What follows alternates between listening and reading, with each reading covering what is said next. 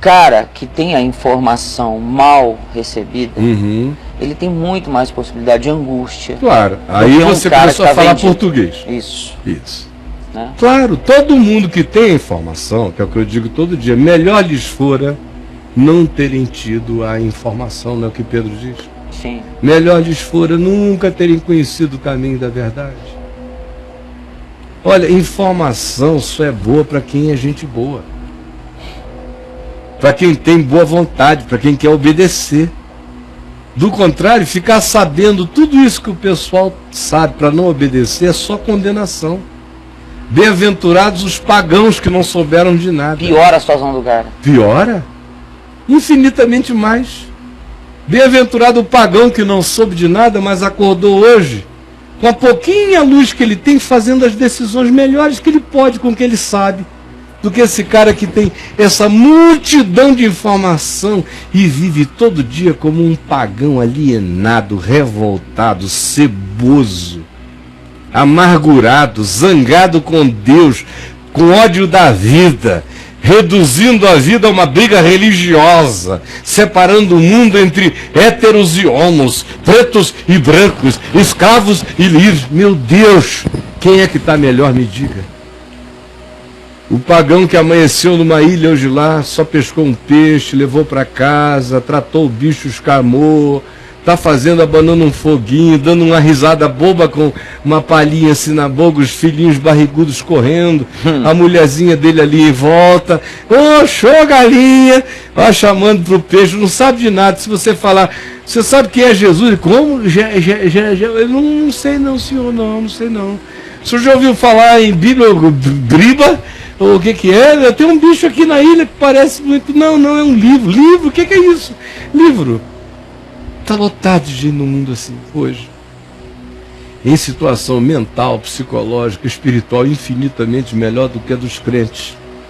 Angustiados no inferno, nervosos, com raiva, zangados, doentes de religião e ungidos pelo demônio do dogmatismo odioso para com o próximo. Então quem é que está melhor? Pedro disse, melhor lhes fora. Não foi também o que Jesus disse?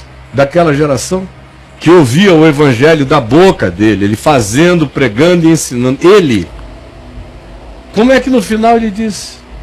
Essa geração má, adúltera, e adúltera fica me pedindo sinal. Não vou dar sinal nenhum, a não ser o da minha ressurreição, do profeta Jonas. Quando eu levantar da morte, quem quiser crer, creia. Essa geração má, essa geração adúltera, a que eu comparo? Aí ele fala da história do espírito imundo habitando numa casa. E diz, quando o evangelho chega e expulsa o espírito, se aquela casa não acolher a presença do mais valente, a presença do evangelho, a presença do caráter de Cristo, a presença do conteúdo espiritual de Jesus não for acolhido naquela casa espiritual, ou naquela casa generacional, coletiva, se não for acolhido, vai ficar só como alguém que saiu e expulsou um inquilino vândalo de um lugar, varreu tudo, limpou tudo, fechou a porta, mas deixou tudo varrido e ornamentado. Depois de um tempo, Jesus disse, o mesmo inquilino vândalo vai voltar e vai trazer 7 outros e vai dizer, vamos ver como é que está aquela casa onde eu habitei. E se a encontrar varrida e ornamentada, limpinha, cheia de religião, de moral, de etiquetas, de um monte de coisa, mas sem o mais valente, sem Jesus no peito, vai ser penetrada de novo. E Jesus disse, o segundo estado será pior do que o primeiro. E ele disse, isto acontece nesta geração que está me ouvindo. Antes de eu chegar, eles estavam menos mal do que eles estão agora, depois de terem ouvido tudo isso. Não foi o que ele disse? Em Mateus 11, sobre Corazim, Betsaida, Cafarnaum, que a gente já leu aqui. Ai de ti, Corazim, ai de ti, Betsaida, ai de ti, Cafarnaum. Porque se em Sodoma e em Gomorra Se tivessem operado os sinais que em ti se operaram, eles teriam se convertido no pó e na cinza, e vocês até agora, vendo tudo isso, não querem nada com nada. A situação de vocês é pior. A situação de vocês é pior do que a do rei de Tiro, aquele surtado que virou arquétipo de Satanás lá em Ezequiel, ou a sociedade de Tiro, que se tornou uma espécie de Babilônia do mar, na sua arrogância de princesa de belezas antigas no litoral do Mediterrâneo, da costa de Israel, do Líbano. Era uma civilização gloriosa no passado, que veio afundar. Foi para lá que tantas profecias foram dirigidas durante tantos séculos. Mas vem Jesus e diz: em verdade eu vos digo, vocês aqui de Cafarnaum, de Betsaida e de Corazim estão numa situação muito pior do que a do pessoal de Tiro e de Sidom. Porque se em Tiro e em Sidom se tivessem operado os sinais que aqui eu fiz, há muito eles teriam se arrependido no pó e na cinza. É dizer, eu digo com toda dor, ai de ti, evangélico, ai de ti, que estás aqui com Bíblia na mão, ouvindo todo dia a palavra, e ficas só procurando mosquitos, ao invés de te converteres ao Evangelho.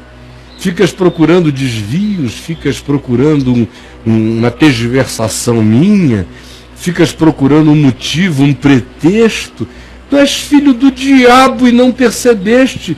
Estás te colocando numa situação de juízo pavoroso. Os moradores das ilhas do Pacífico tomarão lugar à mesa no reino dos céus, e vocês, evangélicos, ficarão de fora. E eu digo vocês chorando, porque é desse meio que eu procedo. Eu carrego esse DNA de memória histórica e me dá essa dor de ver tanta gente se perdendo, tantos filhos de Corazim, de Betsaida e de Cafarnaum, que têm o privilégio de ver toda a graça de Deus, mas a rejeitam e a resistem. A situação é infinitamente pior. Nós somos julgados não pela luz que nós não tivemos, nós somos julgados pela luz que nós recebemos. Quem teve pouca luz vai ser julgado pelo que teve. Quem teve muita luz tem muito a prestar contas. Abra o olho. E aí? Aí ele volta, fala: é isso mesmo, Caio. A culpa pelo pecado cotidiano, falhas consecutivas em tentar adotar um padrão moral, consequência da entrega à religião, talvez. Sei bem que o amor de Deus é maior que qualquer sentimento humano, mas queria sentir a alegria contagiante. Sentir não, para com sentir. Sentir, cara, quem entra nessa de sentir ainda está na religião pentecostal ou qualquer outra coisa, que é onde o justo vive pelas sensações, pelo sentir. Pelo sentir. Hoje, por exemplo, eu vim fazer esse programa sem sentir nada. Eu estava com muito sono quando eu vim. Eu senti o quê? Eu sei que está feito, Cristo fez, eu sei. Tem dias que esse saber me faz sentir coisas deliciosas. Tem dias que esse saber me salva dos meus sentimentos ruins. Quando eu não estou sentindo nada, eu estou sentindo contra mim, mas saber e crer me faz andar contra o que eu estou sentindo. O justo não anda pela sensação, é só pela fé, meu irmão. Você está precisando é ler meu livro, Sem Barganhas com Deus. Só isso. Vai lá e leia, Sem Barganhas com Deus. Vai tirar um monte de nó na sua cabeça. Está lá no meu site, caiofabio.net. Está para download de graça, para quem se inscreve lá de graça também. Só para fazer baixar coisas, e tem para vender, para quem quiser comprar.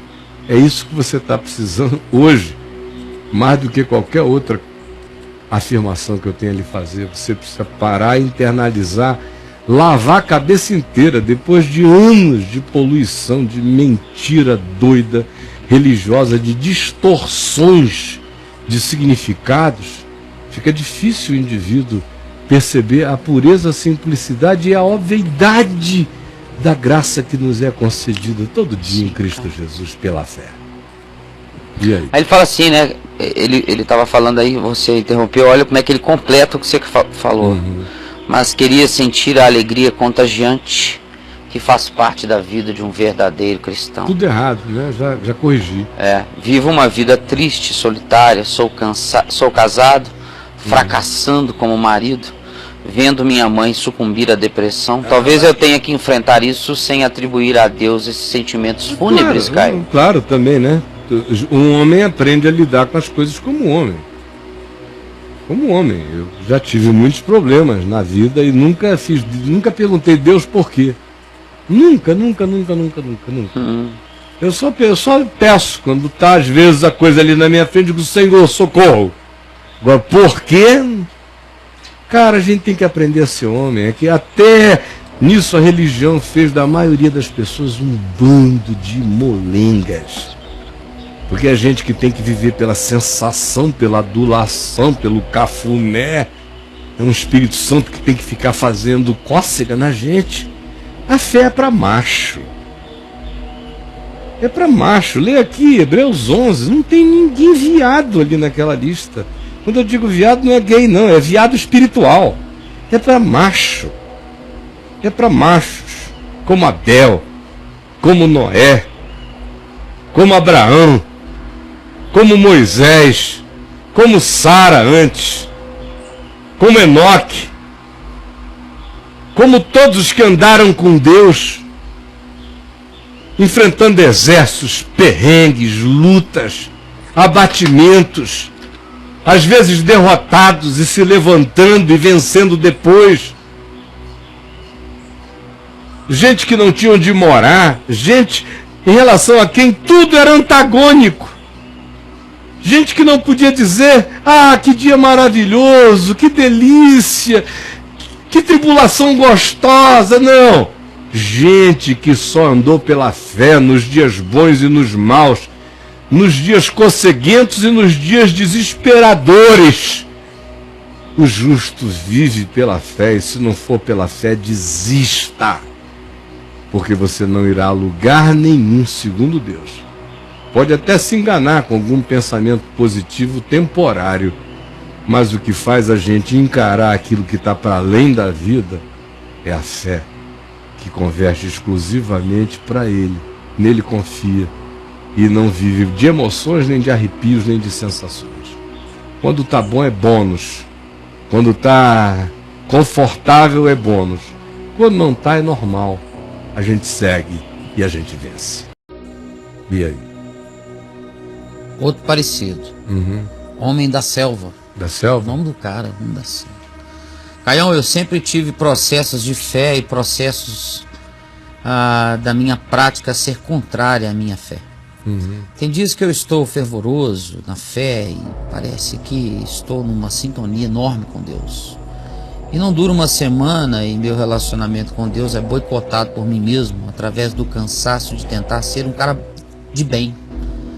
E daí decorrem várias práticas carnais. É porque ele associa andar com Deus a comportamentalismo. Até hoje a ênfase da consagração dele é comportamental e não existencial. Isso é uma diferença que parece assim, que não é nada, mas é assim como daqui para o outro lado da galáxia. Caio. Quando o meu fervor, eu estou fervoroso porque eu não estou olhando para a bunda de mulher. Me diga se não é o negócio dele aí. Estou fervoroso porque eu não estou tendo nenhuma relutância quanto a dar o dízimo, ou ajudar os pobres, ou servir alguma coisa na igreja. Eu estou fervoroso porque eu estou sentindo aquela vontade de contribuir com missões e pregar no trabalho. Tudo comportamento. Sim. E tudo emoção de comportamento. Estou fervoroso porque esse mês eu estou lendo a Bíblia todo dia, eu tomei aquele propósito, eu estou conseguindo. Eu atendi aquele apelo e mantive a decisão de não dormir sem falar pelo menos de Jesus para uma pessoa no dia. São os sinais do fervor dele. Certo? Que ele vai andando por esses sinais. São todos externos e comportamentalistas, e pior, emocionais, sentimentais. São apenas consagrações psicológicas. Não são espirituais. Não nascem da consciência. Não são o que Paulo chamou em Romanos 12 de culto racional. É apenas um culto emocional, circunstancial, epidérmico. O culto racional não acontece sob o patrocínio de emoções. Se eu me emocionar, foi uma guloseima. Se não me emocionar, daí, não mudou nada. Rogo-vos, pois, irmãos, compreendendo, discernindo as misericórdias de Deus, que apresenteis os vossos seres inteiramente como um sacrifício vivo, santo e agradável a Deus, que é o vosso culto racional. E não vos conformeis com este século, com o curso deste mundo, com as convenções mundanas e religiosas. Antes, transformai-vos pela renovação da vossa mente, para que possais experimentar qual seja a boa, agradável e perfeita vontade de Deus em Cristo Jesus. Olha, isso aí tem a ver com ter o coração constrangido pelo amor de Deus, ter entendido o absurdo das misericórdias, e é um entender que excede a todo entendimento, é um convencimento do Espírito Santo, não é um logicismo sistemático. Você discerne o incompreensível, se arreganha, se quebranta, se genuflexa diante de Deus eternamente. Aí, como diz Paulo em 2 Coríntios 5:14, você começa a ser constrangido pelo amor, a sofrer das diarreias e das convulsões viscerais do amor de Cristo, que coloca você na direção do caminho da obediência. Ou você chega lá ou faz nas calças. Quando essa diarreia do amor de Deus entra na gente, a gente corre, a gente anda, a gente obedece naturalmente. A gente chega lá. Agora, quando você fica só servindo a Deus por emoção, dependendo do culto que você assistiu, de um acampamento que você foi, de um retiro de emotividades que você teve, ou de uma coisa que você ganhou, que você tinha orado e pediu e achou que recebeu e ficou empolgado, aí você se dedica 1 mês, 2, 3, isso aí é devoção de verão.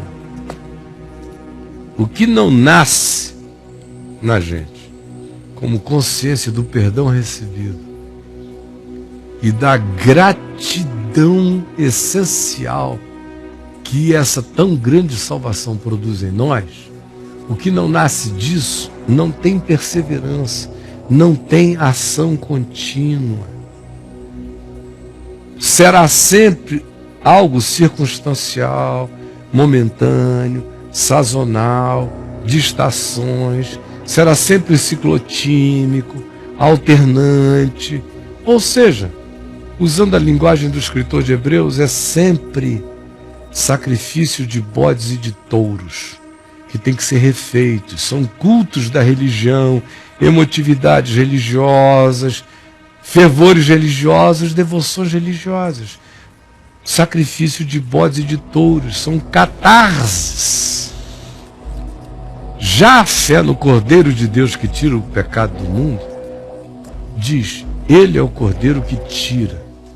O tempo do verbo grego é tirou, tira e tirará, ou seja, isso designa uma espiritualidade contínua e sem interrupção. Ele tirou, ele tira, ele tirará, eu estou seguro nele, com emoção, sem emoção, no dia que eu peco e no dia que eu nem senti que pequei, eu não discerni, ou no dia em que eu estou tão feliz e grato que eu estou vivendo numa coerência tão natural que essa questão da minha contradição não está presente naquele dia. Mas isso são só coisas minhas, porque diante de Deus está feito. Ele tirou, tira e tirará, está consumado. Ora, a fé no Evangelho produz essa segurança.